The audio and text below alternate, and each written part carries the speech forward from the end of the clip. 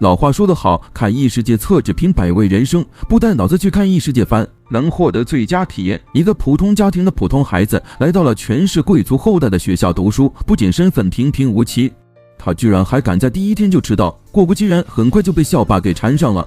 对方讥讽地说，这地方不是他这种平民该来的。蓝猫看男主雷伊不顺眼，想教训他一番。这时候校园女神阿梅小姐站出来了，第一个白送的后宫位置非他莫属。阿梅知道雷伊是首个被录取的平民后，对他表示了敬佩，并说雷伊有事可以随时找他。安诺等魔术学院，这是国内顶尖的魔术学校，只接纳有魔术天分的人。但说实话，这开学典礼咋看着像传销大会呢？这些魔法师家里连灯都点不起吗？等校长说完话开完典礼，雷伊就正儿八经成为了学生。他虽然平民出身，但和阿梅关系好，班上同学议论纷纷，都猜他是不是走了后门。蓝猫嫉妒的牙都快碎了，主角坐哪儿？哎呀，必须是后排靠窗的位置。雷伊一坐下就开始发呆，结果被老师的粉笔给砸了头。魔术师这边分5个等级，青铜级、白银级、黄金级、白金级，还有那最厉害的圣级。圣级魔术师不多，每个时代就7个，人称7大魔术师，包括咱们学校校长阿比，还有魔术研究大佬卡罗尔，以及传说中极东之战的英雄冰剑。冰剑在大战之后就销声匿迹了，在这学院的学生都妄想成为圣级魔术师，蓝猫就是在这一点上的色，能成为魔术师已经很了不起了。但为啥这还能看到平民呢？见招没奏效，蓝毛当时被老师拍桌子警告了，坐在这的都是经过学院考验有资格的学生，这里头扯不上什么贵族平民的差别。第一堂课就直击魔术的真谛，我怎么也没料到他们这世界的魔法竟然是靠代码来实现的。赛博魔法程序员不是直接升级了？简单说，他们的魔法是把原料2次加工，创造事物和现象的技术分为固体、液体、气体和等离子4种。这一世界的科技树真是奇葩。这时候，角落里戴着兜帽的女生举手问老师，刚才演示用的冰玫瑰是不是反物质代码搞消失的？老师说，世上没魔术师能用反物质代码，他们这些学生也没必要去弄懂。实操纵才女阿梅很快就弄出了朵冰玫瑰，引得众人赞叹不已。但雷伊这边就差强人意，拧个小冰块。别人还没说啥，蓝毛自己先急了。所谓贵族的后代，他可不允许雷伊这种无天赋的平民存在。下课后，雷伊跟着兜帽女生艾丽莎去了图书馆，他正在找恩兹华斯博士的2重理论，他梦想成为像博士那样的人。雷伊也很敬佩恩兹华斯博士。少女一激动，帽子都掉了，藤井又想遮住，她是半精灵，因为继承了妈妈的尖耳朵，从小受人非议。就在这时，她遇到了夸她漂亮的雷伊，白给的机会来了。2号机启动成功，艾丽莎觉得雷伊挺成熟的，一点也不像同龄人。总之，他们在图书馆过了段开心的时光。雷伊回到宿舍，碰上了不怀好意的室友阿维。正当我以为又是那场小打小闹或者无脑招兵买马，他俩突然都脱了，互相秀出了壮硕的肌肉。出乎意料吧？原来是肌肉兄贵。第2天，雷伊一大早就起来锻炼去了，碰上了大3的学姐瑞贝卡。作为第一个平民身份的学生，雷伊在学院里名声大噪。学姐也是那3大贵族家族的千金，罗斯、布拉德利和阿尔格伦。这3大家族是能跟皇室叫板的。阿梅是罗斯家族老大的女儿，品质出众，天资聪颖，典型的贵族大小姐。上课之前，雷伊突然想起校长让他去趟办公室，拐角处不小心和双蚂蚁的克拉里斯撞了满怀，金色的头发，傲气十足，矮乎乎的不走寻常路，探着败犬的属性全了。克拉里斯怪雷伊撞到他，但没2下，雷伊的甜言蜜语就哄得他找不到北了，然后匆匆忙忙的跑掉了。雷伊去见了校长，他俩的关系看起来不简单，而且雷伊和7大魔法师之间似乎也有点故事，因为雷伊展现出来的魔法才能实在是不敢恭维，同学们都戏称他为空务师。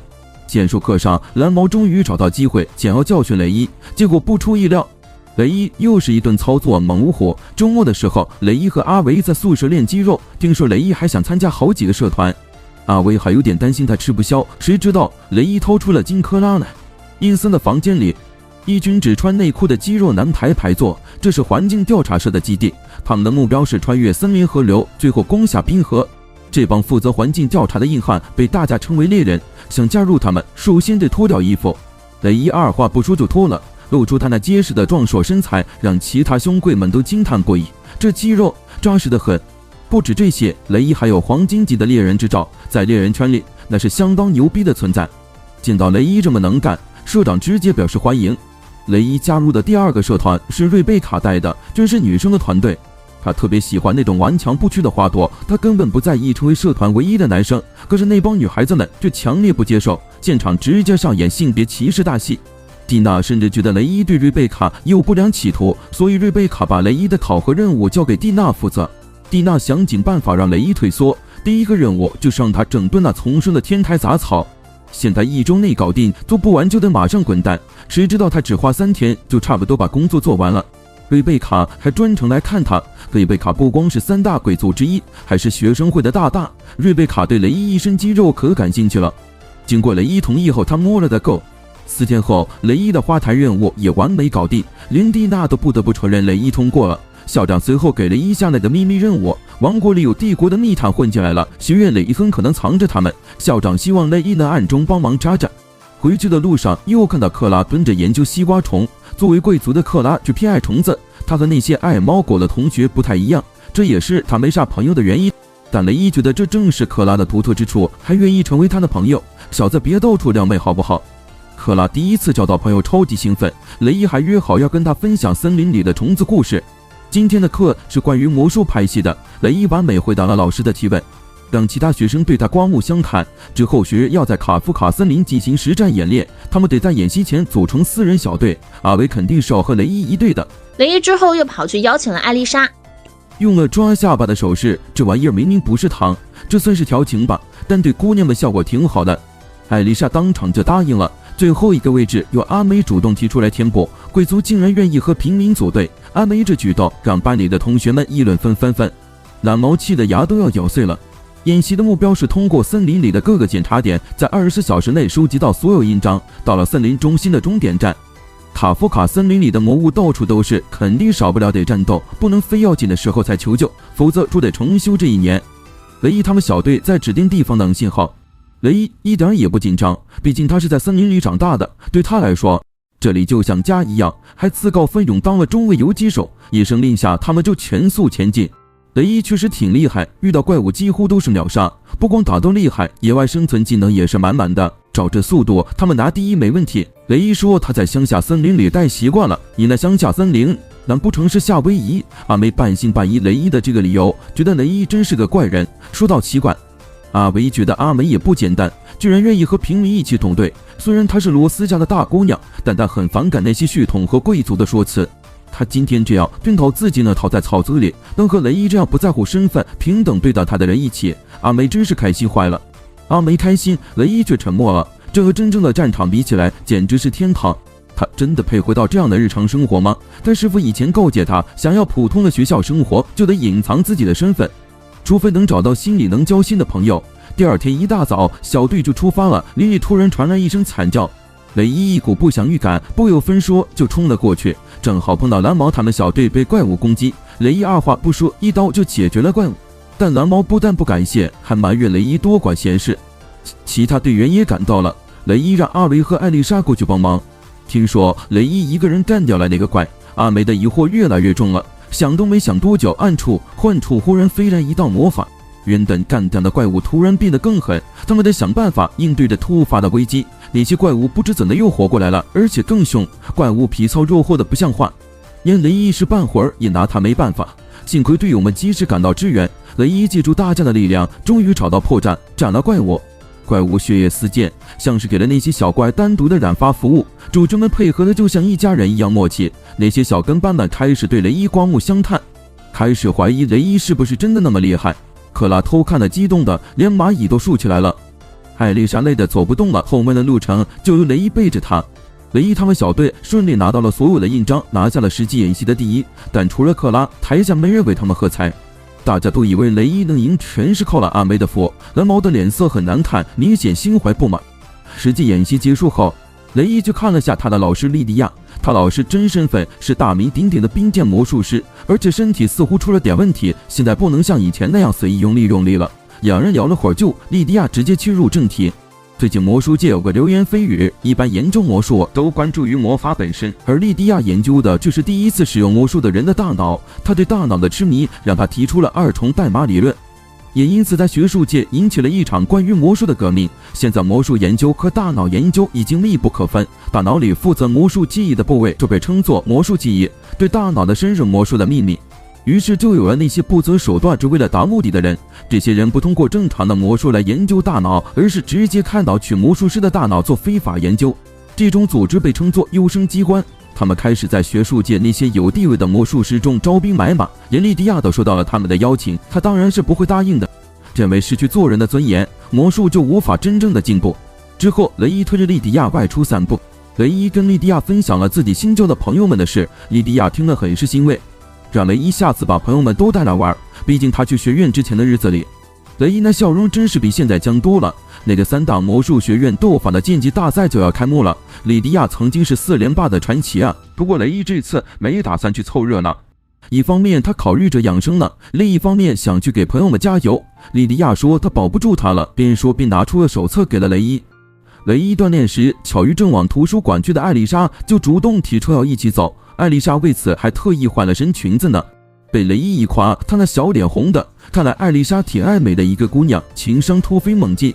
不过还没到完全懂得场能里，过哈摆就图书馆约会去了。艾丽莎研究偶像的作品，雷伊则在那儿看言情小说，说自己对这爱情的事一窍不通，想通过书本来了解一下。两人从图书馆出来，正好碰上课了，于是约会就从2人转变成3人游。介绍的时候，雷伊花言巧语的把2位美少女夸得天花乱坠，3个人一起共进午餐。艾丽莎和克拉很快就变成了死党。刚送走2位姑娘，雷伊又投入到另一场约会中。这男人一天要约3回，这两人就是时间管理高手。雷伊碰到了刚从贵族宴会回来的阿梅，魔术师剑技大比拼就要拉开帷幕，贵族圈子的那些应酬也越来越多，弄得阿梅心力交瘁。雷伊对着阿梅的礼服又来了一顿夸，得知雷伊跟别的女孩约会，阿梅心里那个酸啊，也拉着雷伊去逛街挑衣服，反正阿梅穿啥夸她就是了。阿梅看雷伊跟女生玩的火热，心里不是滋味。这时候一只蜘蛛闯进更衣室，阿梅吓得尖叫一声，只穿内衣就冲出来扑到雷伊怀里。意识到自己干嘛去了，阿梅脸红得像熟透的苹果躲开了。老师把雷伊叫去谈心，知道雷伊在学校生活的挺滋润，老师有点意外，毕竟雷伊是第一个平民背景的学生。他原本以为雷伊会被那些贵族欺负呢，他明明知道有这回事儿，可就是帮不上啥忙。教里头每年都有人因为人际啊、成绩啊心寒了就走人，他倒好，忙着做他那孤芳自赏的研究者，忘了那帮孩子。可现在他挺想成为雷伊的那个指路人，希望雷伊有事儿，比如育他的老师随时倾听。雷伊也觉得自己挺走运的，讨到了这么好的老师和一帮朋友，同时他那心里的小算盘也快要开始了。猛男社团的活动一结束，雷伊还得抓紧时间去园艺社报道，进而园艺社的其他人都有事，蒂娜就把活动室钥匙交给雷伊了。结果雷伊一进门，瞅见瑞贝卡正好换衣服，雷伊连忙关上门跟人家道歉，还不由自主感叹了一句：原来学姐这么喜欢兔子啊。瑞贝卡脸红着泡了杯香草茶，赶紧让雷伊把这事忘了吧，她平时穿的内衣都挺成熟的。然后瑞贝卡就开始温柔地教了伊霍尔的知识，她心里挺美的。作为3大贵族之一，社团里的人都不免跟他有点距离，他也没办法跟人家敞开心扉。但雷伊跟他在一起就没一些过节，雷伊还说只要学姐愿意，他以后老老实实来请教。你讲的最好是园艺这块。雪姨这回在魔术师见识大会上当执行委员，给阿梅加油呢。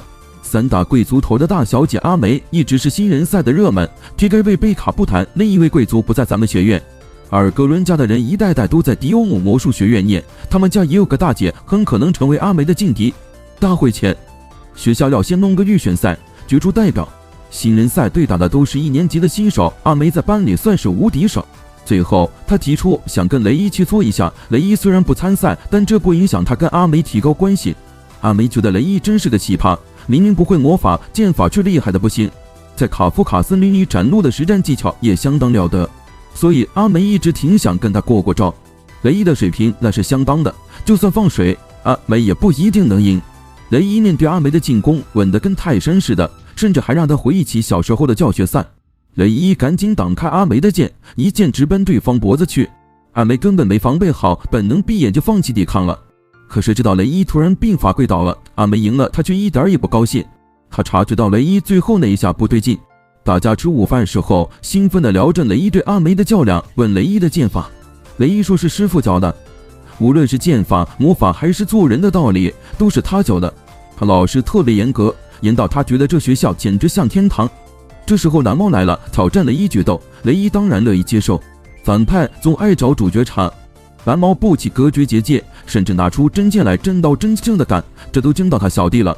这是不是玩得太大了？决斗中雷伊也发现蓝猫不对头，恨得要命，每一招都是来真的。蓝猫阿留姆他们家族算是贵族里的下层，他爸爸吃了不少苦。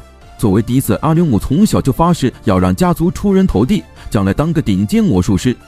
雷伊的出现让他贵族自尊全无，阿留姆疯了似的向雷伊扔火球，雷伊为了保护同伴不躲不闪，直接剑劈火球，然后在密集火攻中冲到阿留姆面前，就是因为是杂鱼，撩兵技巧还挺好。就这样，阿留姆皮都没碰到，阿留姆当场崩溃，死活不信这本事是平民能有的。雷伊明白阿留姆特看重出身，但出身好不代表就能成为出色魔术师。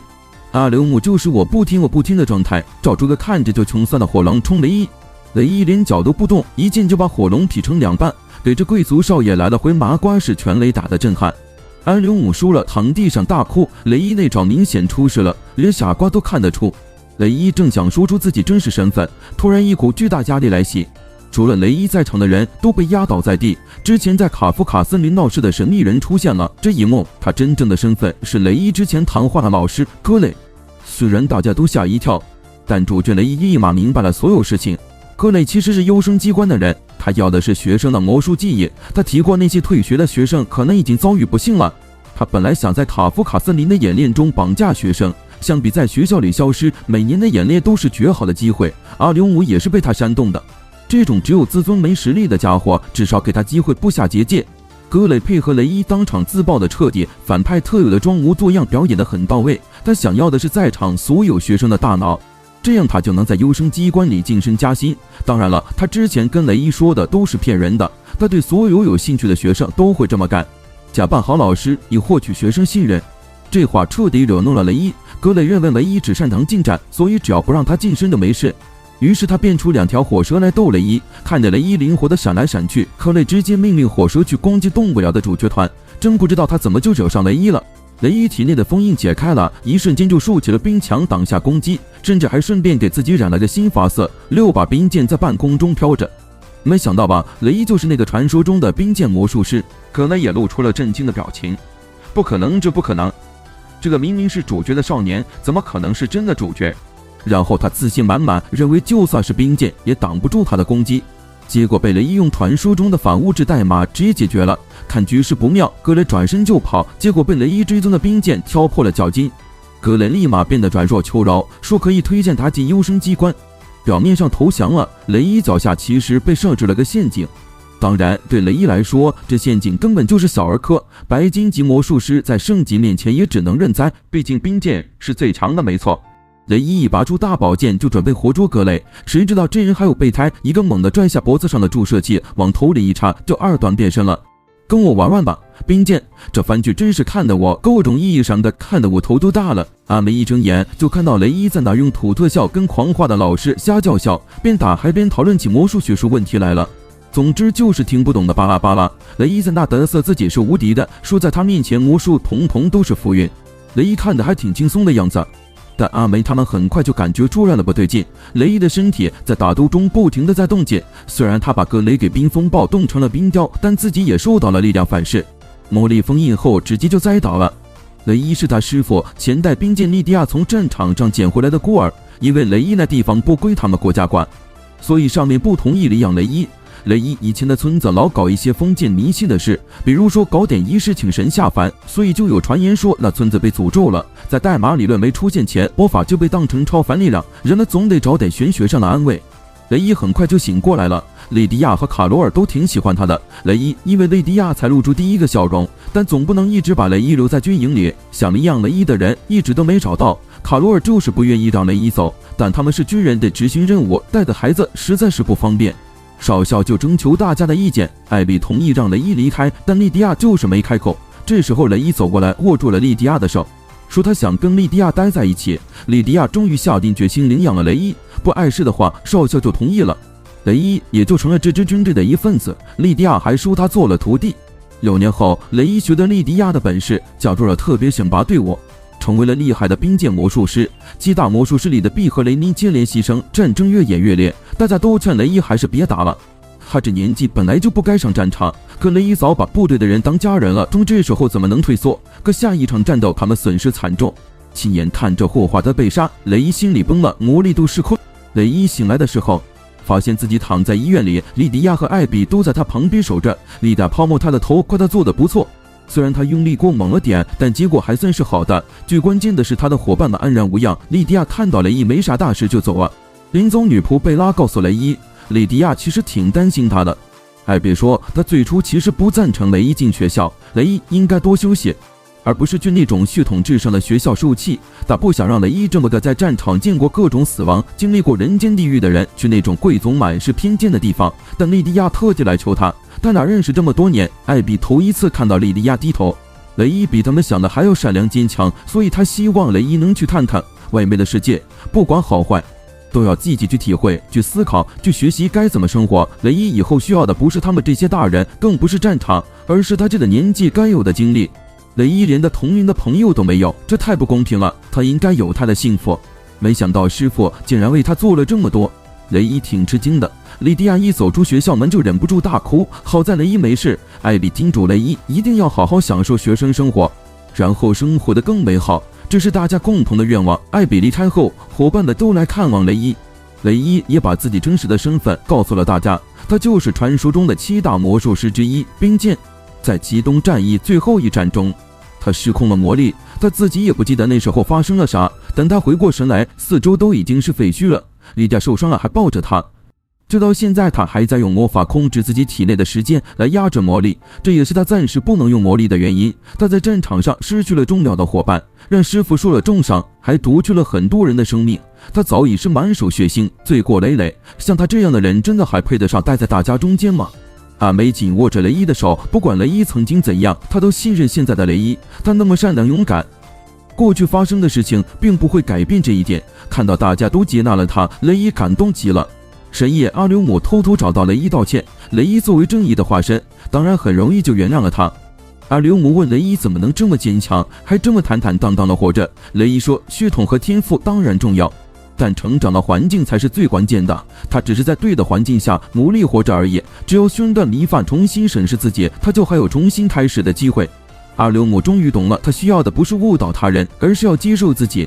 而接下来竟然是雷伊的老朋友卡洛尔来代替格雷成为学院的班导。阿美没想到雷伊竟然是那个传说中的冰剑，但他和雷伊不同，作为3大家族的长女，别人对他的期望再高，他也做不成什么大人物，他就像是被困在笼子里的小鸟。从浴室出来，阿梅突然想到自己之前冲进雷伊怀里的那一幕，雷伊却一点都不慌张。阿梅有点失落，难道是自己不够吸引人吗？3个学院的魔术剑士大赛就要开幕了，1年级新生只能玩新人赛，其他年级的可以进入正经的淘汰赛。比赛是3个学院挑的16个人来的对决。去年的冠军是咱们学院的瑞贝卡呢，所以咱们学院能派6个人上，每个学院都有自己厉害的招牌，都挺强的，打起来不分上下。卡罗尔还特意鼓励了下负责辅助的执行委员们，搞得雷伊浑身一激灵，他立马去找艾比问他为啥非得把卡罗尔请来。他就是最不会应付卡罗尔这号人，他还在那儿说卡罗尔的坏话，卡罗尔突然就进来了，突然的雷伊还是逃不过卡罗尔的手。雷伊和克拉一起做执行委员，负责选拔赛。雷伊每次都能准确地分析出谁会赢，克拉都觉得他有点吓人。作为冠军热门的阿梅轻轻松松又赢了，但雷伊总感觉阿梅状态有些不对，像是在冷冰冰地完成任务。阿梅的身份让他背了很多沉重的枷锁，作为贵族的他输不起。爸爸还叮嘱他比赛时要全力以赴，特别是不能输给阿利安。之前说过了，大贵族之一的阿尔格伦家族代代都在迪欧姆魔法学院。这次比赛，阿尔格伦家的大姐阿利安也会代表学院参加，但和阿梅一样都是名门之后，而且实力超群。不过阿利安对自己的贵族身份特别自豪，像是只会在天上飞的骄傲的鸟。阿梅以全胜的记录确定了参加剑士大会的资格。阿留姆洗心革面后拿到了第2名的好成绩。阿梅的表现一如既往，可是雷伊看出阿梅越来越焦虑了，她背负的期待太多，压力山大。于是雷伊就主动去找阿梅，问她想不想变强。剑士大会上阿利安也会参加，阿梅知道对方比自己强太多，距离正式比赛还有1个月的时间。雷伊说他可以帮阿梅做特训，如果只是叫人，他不用释放力量。而且莉迪亚还留给他一本新兵特训的手册，是他自己打下基础的训练法。阿梅一听立刻答应了，前方是布满荆棘的道路，只要能克服这些，他肯定能变得更强。阿梅第一次碰到阿丽安是在那些高级贵族开的宴会上，阿丽安过来跟他打招呼，说一起玩吧。就这样，年纪差不多的他们俩很快就变成铁哥们了。他真的挺喜欢阿丽安的，两人还互相约定要做一辈子的好朋友。可是有一次剑术比赛，阿梅被阿丽安打得落花流水，阿梅就不甘心，开始跟阿丽安疏远了。后来两人就越走越远的，没再联系。阿梅知道阿丽安其实一直都没变，变的是他自己。第二天特训正式开始，雷伊一装扮成假面超人，就开始严格训练阿梅。第一项就是20公里的慢跑，阿梅累得直接趴地上，后还被告知这只是个开胃菜。此后他天天被雷伊的疯狂训练折磨得死去活来，简直是生不如死。晚上梦见自己被美女左右加工，好不快活，结果被雷伊逼着吃苹果，正睡得香呢，就被雷伊的叫早铃吵醒了，非得叫他起床继续特训。阿梅都快得 PDT 了，结果选择了逃课。雷伊在路上碰巧遇到了阿留姆，阿留姆问雷伊怎么才能变得更强，他说自己每天都在练，但还是挺迷茫的。雷伊告诉他别急，他已经在不知不觉中变强了，以后肯定还会更强的。雷伊到准定还不到阿梅，就启动了能力感知，直接把藏在桌子底下的阿梅给拖出来了，还因为他今天跑路，训练量要加倍。之后雷伊又去找了猛男社团，希望他们能在剑术大会上给阿梅加油助威，他们可是学院里最强壮的一群人，肯定能组成最棒的啦啦队。话说的漂亮，事儿能做一半就不错了，猛男们还真同意了。第二天艾丽莎和克拉陪阿梅一起特训，一个美少女经过夸阿梅真棒，可她穿的是迪欧姆学院的校服，大家都不认识她。这美少女居然是雷伊扮的，女装大佬连女生都比不上，这合适吗？雷伊还女装潜入迪欧姆魔法学院，藏在箱子里呢。正撞上了找不到姐姐正哭难的小萝莉。你见过这么牛逼的男主没？穿着女装大摇大摆在街上走，根本不怂，甚至因为扮相太美被路人小姐姐围观夸奖。我天啊，这世上怎么会有这么绝的美女呢？为了打探敌情，雷伊扮成莉莉偷偷溜进迪欧姆魔法学院，正好碰上了迷路的阿尔格伦家的小姐提亚娜，就好心的带着小萝莉去找她姐姐。雷伊的女装真的是高级大气上档次，简直是男女杀手啊！而提亚娜的姐姐就是阿梅魔术剑土大会上的对手阿丽安。阿丽安一眼就认出雷伊不是本校的，直截了当问他来这儿干嘛。一发现目的没藏住，雷伊也就不装了，直接变回男生和阿丽安说话。他是看出你身份了，不是性别，别穿着美女的皮发这种声音啊！你这自不其短的也太绝了。那女装还有啥用吗？满足你的某种不可说的快乐吗？把阿丽安都惊呆了。雷伊的名字他也听过，就把救了他妹妹当作报答。阿丽安答应给雷伊展示一下自己的实力，但前提是雷伊至少得恢复原来的声音，不然听着太吓人了。而雷伊不使出全力的确更强，雷伊不使出全力甚至不是他对手。后来提亚娜被家里管家接走了，雷伊就开始夸姐妹俩。他从小受的教育就是见到女生就得夸赞她们。阿丽要问雷伊不参加剑术大会吗？雷伊说的是执行委员，顺便帮阿梅特训。他来迪欧姆也是为了阿梅的，知道雷伊是阿梅的朋友，阿丽安挺高兴的，也很期待阿梅在新人赛上的表现。雷伊回到自己学院的时候，天都黑了，路上遇到一位白毛美少女哭着跑出来，差点没看路摔倒。雷伊赶紧一个公主抱，英雄救美，被帅气哥哥抱起来的美少女当场就心动了，一看到女装的雷伊就迷上了。而这位叫玛利亚的少女竟然是瑞贝卡的亲妹妹，不愧是男主啊，三大家族的小妹子你是一个都没放过。看到这么美的学姐，玛利亚就决定非这学院不读了。一整天的训练后，阿梅累得连气都喘不过来。雷伊穿着美少女皮肤出现在墙头，提醒阿梅不能懈怠。知道这位比他们还好看的美女竟是雷伊，三个妹子都傻眼了。后来雷伊带着伙伴们去找莉迪亚，艾丽莎超级崇拜莉迪亚，拿到偶像的签名热得跳来跳去。莉迪亚也认识克拉，克拉的爸之前找过莉迪亚，想让克拉成为猎人。莉迪亚掏出自己的白金级猎人证，虽然现在变成这样，但他也曾是最强的猎人之一。克拉不必因为是贵族或女性就烦恼不能成为猎人，重要的是迈出第一步。阿梅毕竟是贵族头头，和莉迪亚已经见过不少次了。这次莉迪亚拉着阿梅想单独谈谈，雷伊则被女仆卡拉叫去泡茶。他们最近收到消息，帝国的暗杀组织死神似乎在行动，目标可能是剑术大会，那会儿会有很多有钱有势的贵族，所以希望雷伊多留个心眼。莉迪亚知道阿梅心里有事，因为雷伊以前写信都是报告近况，后来提到阿梅的越来越多。雷伊感觉阿梅有事瞒着他，但又不确定是不是该插手。莉迪亚说他教了雷伊很多，但有一样他教不了，那就是了解人心。他刚见到雷伊时，他就像个放弃一切的孩子，虽然后来慢慢有了感情，但雷伊身边都是些军人，莉迪亚让他去学院正是为了理解人心。他现在很欣慰，因为雷伊真的交到了朋友。雷伊现在能感觉到别人的情绪变化，所以特别担心阿梅。阿梅心里的事只有她自己清楚，就算想一辈子都隐藏也没关系，但如果想要改变，就试着依靠雷伊吧。莉迪亚心里话说完后，就叫大家换上泳装去游泳吧。之后到底发生了啥？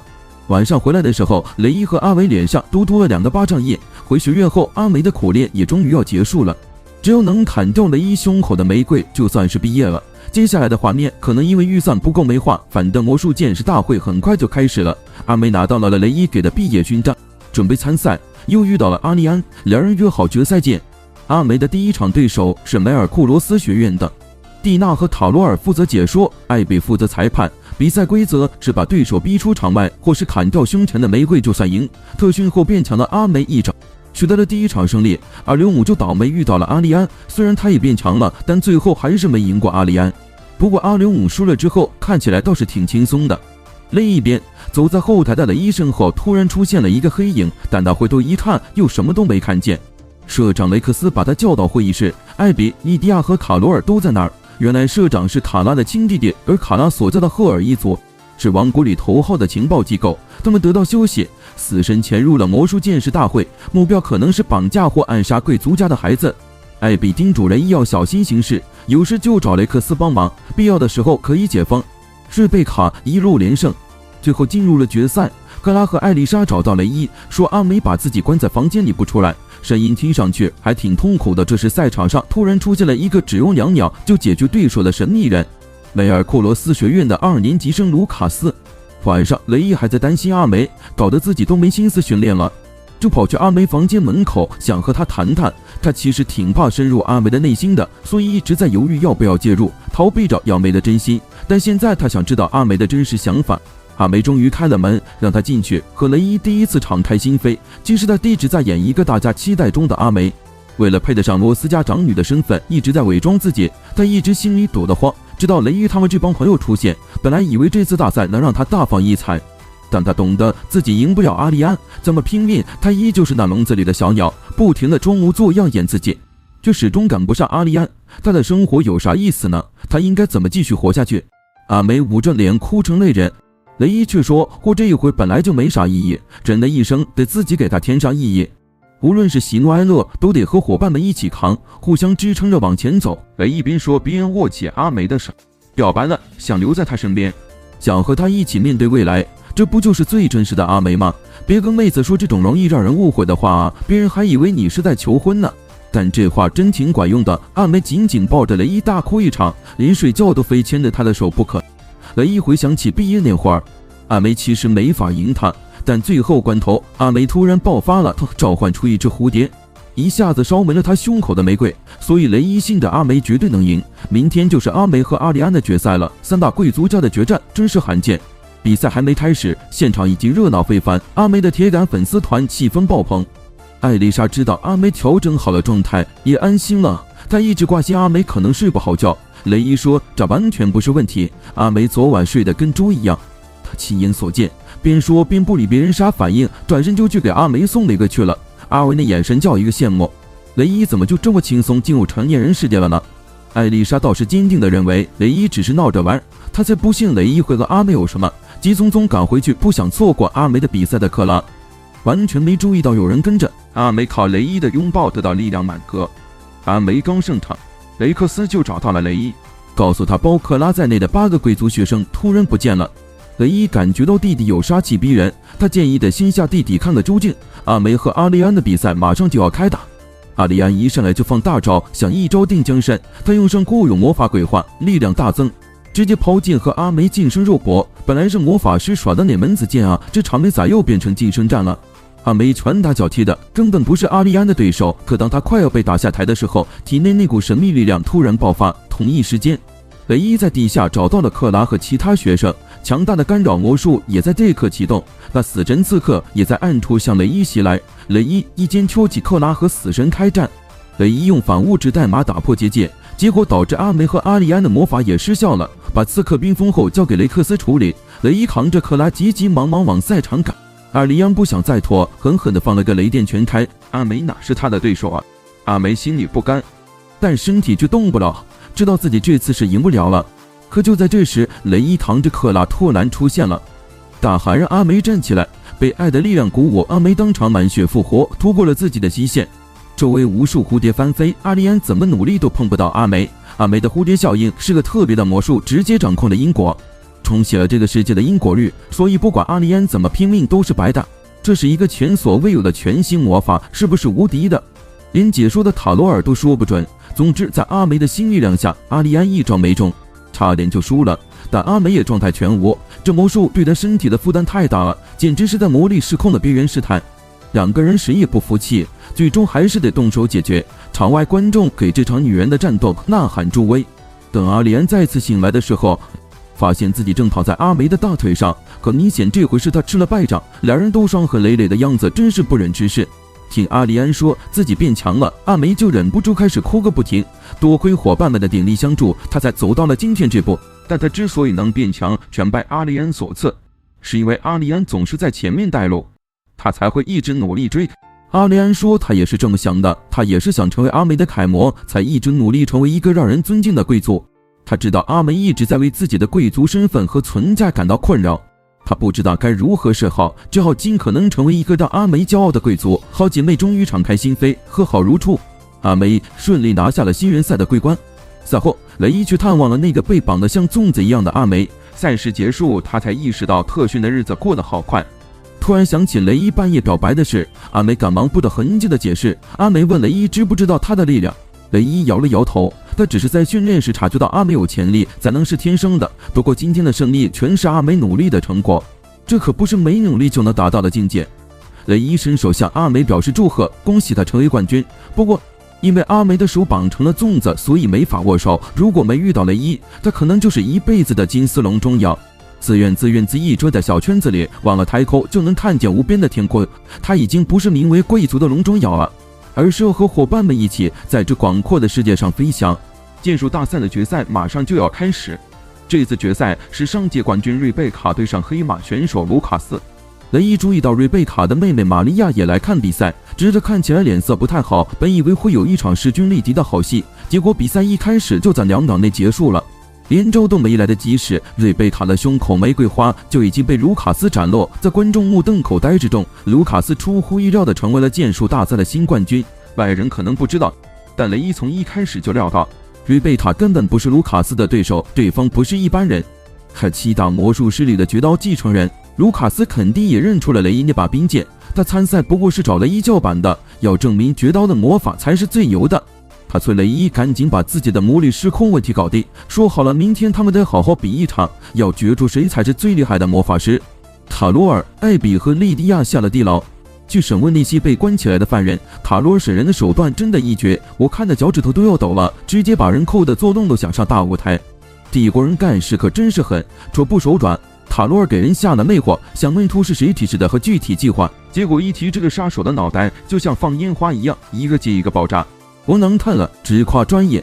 闭幕式一结束，大家都回自己学校去了。正巧阿诺德魔术学院就要庆祝校庆了，又到了大家都喜爱的学院季剧情了。雷伊出了个主意，他们班搞个女仆咖啡馆。这提议当然是招来了同学们的激烈反对，他们一个个都是贵族，身份在哪儿呢？怎么能屈尊给人端茶倒水呢？雷伊和阿梅对看了一眼，原来女仆咖啡馆是阿梅想出来的。阿梅已经打定主意了，要在校庆上开个女仆咖啡店，但她也清楚班上那帮大小姐们用正常手段是说服不了他们的，所以阿梅找来了雷伊帮忙。在女仆的魅力面前，男女仅不重要了。女仆这角色本来就是魅力四射的，表面上听命于主人，偶尔还会露出那种女神般的温柔神情，再加上那身女仆装看起来简单，其实优雅的不得了。女仆绝对是个受人尊敬的职业。没想到你这么小就这么迷女仆装了。不止这样，阿梅还想把校庆女仆装改成短款。卡罗尔亲身试穿当模特，那漂亮的小裙子立马就俘获了大伙的心，于是提案就这么顺利通过了。雷伊和阿梅一离开教室，蒂娜就急匆匆的来找雷伊，告诉他瑞贝卡居然订婚了。剑术大赛结束后，瑞贝卡的老爸居然和一个头发渐变的男人签了份契约，把女儿直接卖给对方了。优生机关也不甘示弱，在暗地里开始动作了，目的就是为了把瑞贝卡抓去当容器。雷伊找到了正在花园里忙活的瑞贝卡，对他订婚的事情表示了祝福，但看得出来，他笑着笑着，眼神里却满是心事。瞅着雷伊的时候，也是欲言又止的样子。阿梅正在跟艾丽莎讨论女仆装怎么做，还硬要让艾丽莎也穿上一套。说实话，你要说你一点基佬情节没有，我是真不信。艾丽莎太害羞了，就是不肯穿，只好跑去找雷伊求救。结果雷伊三两句彩虹屁就把人家迷得晕头转向。阿梅气得不行，直接跟雷伊抢艾丽莎。男生们都在教室里忙着布置，为了女仆装事业，他们个个都干劲满满。说起来，世上似乎没有讨厌女仆装的男生。雷伊拿着文件去学生会申请事业，结果一看，除了瑞贝卡和蒂娜，其他人都不在。原来和瑞贝卡订婚的艾文，之前是学生会书记科尔的未婚夫。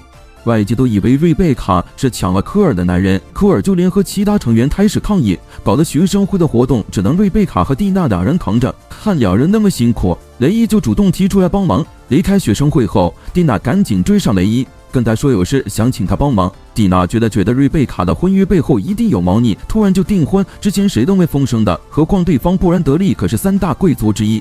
这种事不应该这么随随便便的。蒂娜认为瑞贝卡的未婚夫艾文肯定藏着什么鬼，可瑞贝卡自己就是不肯多说，蒂娜也没法深入查，只好请雷伊多留意瑞贝卡。为了这事，雷伊特意夜里找莉迪亚打听，艾文确实是出身名门望族，他和瑞贝卡订婚，表面上看没什么不对，但想到瑞贝卡这么小就要嫁人，确实让人觉得有点急了。好了，说给他1周时间查清楚。雷伊提校庆要搞女仆咖啡店，两代并肩的人一笑泯恩仇，看来是真的没有人会讨厌女仆装。阿梅一说要开女仆咖啡店，雷伊脑海里第一个浮现的就是卡拉那美丽的身影，她被夸得脸都红了，不好意思地捂住了脸。莉迪亚一脚踹翻醋坛子，也想试试女仆装，结果她的徒弟笑话她不可能穿得下巴。雷伊说出了不该说的话，差点让莉迪亚给他好看。莉迪亚最后还是说会来看他们校庆的成果。瑞贝卡最近眼睛总是红的发血丝，还老梦到雷伊在战场上的样子。他半夜洗澡引来了妹妹玛利亚，瑞贝卡就说自己鼻子出血，手帕才沾血的。玛利亚不懂，她对这门亲事真的没意见吗？瑞贝卡只能说她是家里的长女，命中注定的，她只希望玛利亚能找到真爱。玛利亚生来就是白发红眼，长得跟别人不一样，受到人们的歧视。她姐姐一直是她的避风港。长大后，玛利亚开始反叛，父母总说她不如瑞贝卡，这更让玛利亚叛逆。只有完美的姐姐才能得到父母的宠爱，她恨自己没姐姐那么出色。姐姐订婚的事让她很不爽，她去质问瑞贝卡。如果是普通的订婚，瑞贝卡不会那么难过，但瑞贝卡怎么都不说真相，气得玛利亚跑出去，正好碰到女装打扮的雷伊。咖啡店装饰得很快，女生们换上了超可爱的女仆装，阿梅和艾丽莎就不用说了。克拉的班级搞的是鬼屋，萝莉双蚂蚁的装扮太可爱了，阿梅忍不住蹭了一通。是女童哎，不确定，再看她。听说女仆咖啡店准备的不错，大家都围绕着雷伊团结起来，艾比很高兴。放学，雷伊陪瑞贝卡回家，因为要订婚，他不在学校住了。校庆一结束，他就得搬出宿舍。两人聊天，正好艾文来接瑞贝卡了。雷伊跟艾文打了声招呼，就把瑞贝卡交给他了。社长让雷伊去开会，他们调查发现艾文家里好像很久没人住了，但艾文还在参加各种会议，肯定是为了躲避魔术师协会的眼睛。艾文想要的是瑞贝卡的魔眼，可能还和优生机关有关系。瑞贝卡一旦以圣者的身份觉醒，就能揭开通往真理的大门。艾文这么做好像是为了复仇一个叫利泽的人，父亲为了保住贵族地位，竟然把女儿瑞贝卡卖了。瑞贝卡死活不愿意，没想到那人渣还觊觎他妹妹。瑞贝卡常梦到雷伊在战场上，他想救战友，就被莉迪亚给扇了一巴掌。战争还没结束，现在不能哭。蒂娜让他整天看雷伊的眼神怪怪的，蒂娜让雷伊帮忙的时候叫他出去一下。瑞贝卡的妹妹玛利亚在外面等他，雷伊像往常一样夸奖妹子玛利亚和蒂娜关系好，所以才请蒂娜帮忙约雷伊。瑞贝卡真的很完美，可以说无懈可击。她和妹妹玛利亚差别大，为了不被拿来和姐姐比，玛利亚故意打扮得很古怪，想逃避这个世界，但姐姐对这样的她还是很温柔，所以玛利亚也想帮姐姐。雷伊握着玛利亚的手，发誓要保护瑞贝卡，还夸玛利亚心灵美好。玛利亚委屈地靠在雷伊怀里找安慰，这场景被找来的瑞贝卡看到了。这是什么情况？喜欢的人和妹妹在一起了。瑞贝卡因此整晚都睡不好。雷伊却在宿舍里看恋爱小说，一个长得不像周围人的少女独自在人远的地方生活。她遇到了一个青年，从未接触人类的她从青年那学到了人心，恶魔开始变得像人类，但青年却夺走了恶魔的力量。普通人怎么努力都得不到恶魔的力量，感到绝望的青年决定离开了。少女坚信青年总有一天会回来，于是她就这样日复一日地等着。她想弄清楚自己对青年的感情到底是什么。雷伊还没看到故事结局，只希望这故事别是个悲剧。雷伊梦到战争结束后，出乎意料，瑞贝卡竟然出现在那里了。瑞贝卡为的到底是谁？雷伊正要回答，就突然醒了，眼中流出了鲜血，和瑞贝卡一样。第二天一大早，雷伊急匆匆去找瑞贝卡。今天开始就是校庆的日子了。瑞贝卡欲言又止，他想问雷伊有没有参加过远东战争，但最后他什么都没问出口，这让雷伊好好享受校庆。女仆咖啡店人气正旺，阿丽安带着妹妹来支持，不仅体验了阿美的女仆服务，还见识了雷伊女仆装引起的轰动。可爱的同学们同觉得眼界大开，玛利亚终于再次见到了心心念念的莉莉姐姐，被超可爱的蛋包饭萌得直流鼻血。你这番肯定是爱搞笑的吧？简直能和农民技能媲美。阿美万万没想到自己的女仆装会被一个男生超越，唯一正常的阿丽安都快要冒冷汗了。她觉得自己仿佛进了个奇怪的地方。雷伊女装骗骗妹妹就算了，之后居然又换回男装去和姐姐约会，你这真是姐妹都不放过。两人在校庆里玩得不亦乐乎，甚至还在克拉纳秀了一波恩爱。分别的时候，瑞贝卡提到校庆结束要放烟火，她想邀请雷伊一起看烟花，但因为太害羞没说出口。拿到了莉莉合照的玛利亚超开心的走在回家的路上，就遇到了一位和她一样白发的女人。女人说要和她谈谈，再这样下去瑞贝卡会有危险。同时被莉迪亚叫去开会的雷伊也收到了这个消息，瑞贝卡的父亲布兰德利出现在他面前，希望雷伊能救救他女儿。明天就是圣者觉醒的关键时刻，阿维让雷伊有困难就找他们，他们会作为朋友帮忙的。瑞贝卡一大早就去等晨练的雷伊了，他想把玛利亚交给雷伊照顾。订婚后他就得离开布兰德利家了。玛利亚话是挺毒的，但她其实心地特别善良。瑞贝卡让雷伊不必再操心她了，以后就跟玛利亚好好相处吧。校庆第二天到了，艾比他们好像在暗地里准备着什么。雷伊还是照常在女仆咖啡店打工。玛利亚扑到他怀里，希望雷伊能给他勇气。玛利亚走后，雷伊突然脸色凝重地跟着跑出去了。以为瑞贝卡被艾文带到一座空无一人的城堡，艾文直说要彻底毁了他。雷伊得独自对付幽生机关放出的怪物，他的能力被封印了，跟着怪物斗起来有点棘手。忽然一只蝴蝶在眼前爆了，阿梅带着伙伴们来支援了，大家联手一下子就把怪物办掉了。看阿梅差点被专吃大脑的暴食偷袭，万幸雷伊及时帮阿梅挡了一刀。幕后的黑手红衣人让巴拉别管这些小喽啰，快去上面找瑞贝卡，这里就交给他们处理。看雷伊一秒换装就追上去了。布兰德利家族几百年才出一个圣者，瑞贝卡就是这一代的圣者，但他现在连自己的魔眼都控制不住，这么下去活不过20岁了。玛利亚会以一张全白的脸出现，是瑞贝卡作为圣者诞生后留下的残渣导致的，所以不止瑞贝卡，玛利亚也可能会受到影响。艾文在城堡里布了个结界，石川、玛利亚竟然也来到了现场，红袍人紧随其后出现了。面具下面竟是张跟艾文一模一样的脸，可能他才是真正的艾文。绑架瑞贝卡的艾文突然变了形，他是之前找玛利亚的那位白发女人。真正的艾文对白发女人里人丽泽恨得要命，丽泽用他的身份维持了他家族几十年，在丽泽的衬托下，他就像泥一样一文不值。现在情况完全变了，只要得到瑞贝卡这圣者，就能去真理世界。瑞贝卡周围的火焰突然灭了，丽泽突然挣脱束缚，挡在瑞贝卡前面，表示他绝不会把瑞贝卡交出去。他轻轻去挥手，瑞贝卡就被甩到远处摔坐下了。艾文也被丽泽一挥手关进异空间了，牛气冲天的样子，以为要来个大动作，结果呢，秒上来有点狼狈吧。丽泽转头问玛利亚，他来这里是不是意味着已经决定好了？接下来的就交给雷伊了。雷伊一到，喜欢吞噬魔术记忆的暴食看到身为兵剑的雷伊就垂涎欲滴，他刚要行动就被丽泽的屏障挡住了。雷看到人家有正经事呢，哼什么？真不是我说，你们这番里的反派都挺没存在感的。一则是个虚构的魔术师，他直截了当说要让瑞贝卡的魔力失控，然后让雷伊用时空固定封印失控的魔力。这是只有跟瑞贝卡有共鸣的雷伊能做到，只要能救瑞贝卡，用什么方法都无所谓。这是他伪装成艾文和布兰德利家定下的契约。雷伊对丽泽的做法有点不满，但这时暴食已经突破屏障冲出来了。雷伊解放跟暴食战斗，丽泽则是虚拟空间找真正的艾文。艾文已经彻底发狂，心里只想杀丽泽。他拿出禁忌的针戒插进大脑，引发魔力失控。丽泽只用一个眼神，就用自我毁灭的结界轻轻松松的当场掌完了艾文。这就是最强魔术师的实力。丽泽反驳，最强的不是他，而是冰剑。他在一个跟所有人都不同的次元。如果说有魔术师能主宰这世界，那肯定就是冰剑了。你这是在点题吧？阿梅他们刚打完怪，瘫在地上累得要命。谁能想到这些怪物还自带复活装备啊？魔力猛涨，又重新站起来了。还好莉迪亚他们及时赶来帮忙。明显是真的穷到极点，也彻底放弃了。好久没见过这么搞笑的打斗了，眼睛疼死了，脑子都快不行了。